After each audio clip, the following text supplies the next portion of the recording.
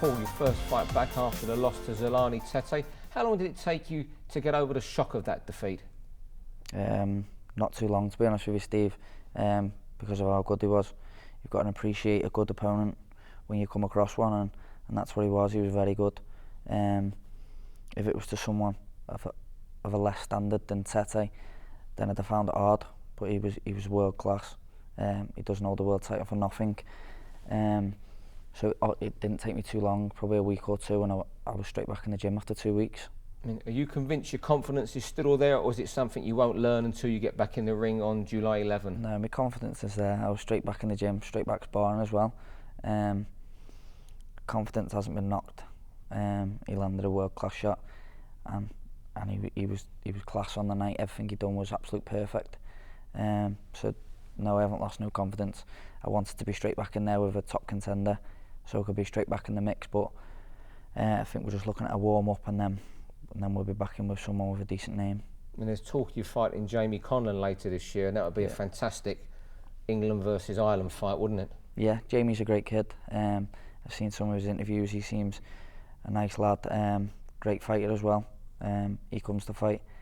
I like to come to fight myself, so I'm sure it'd make for a great dust-off, me and Jamie. And of course he's fighting on BoxNation. I dare say it's one that could be made pretty easily. Yeah, I'm sure it is a very easy fight to be made. I fancy the job. I'm sure he fancies the job as well, and I'm sure whoever wins that fight is pretty much in line for a world title next. If you got the opportunity to fight Tete again, would you take it? He holds a world title, Steve. I'd box anyone with a world title, so yes, I would.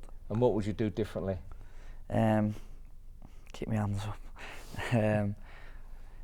Obviously try and close that gap a little bit more, keep that defence a lot tighter. He tried the uppercut a few times in the fight, just missed me a few times. He landed it literally 5 or 6 seconds before he landed the knockout one, but he only threw it as an arm shot the first time.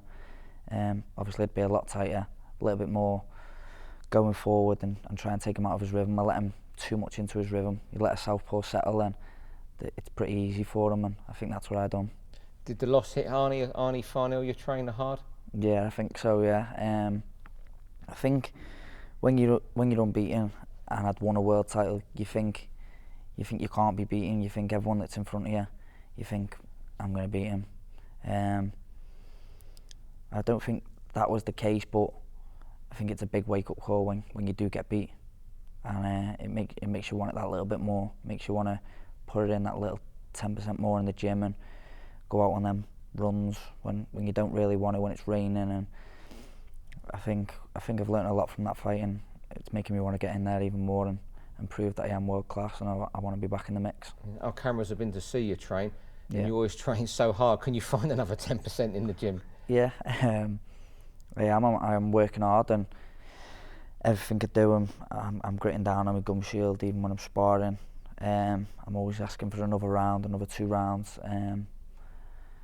It's because I've been so close to that world title again.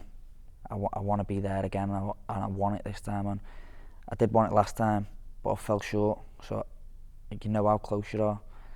So I just can't wait to get back in title contention and obviously get a title shot and hopefully win it this time.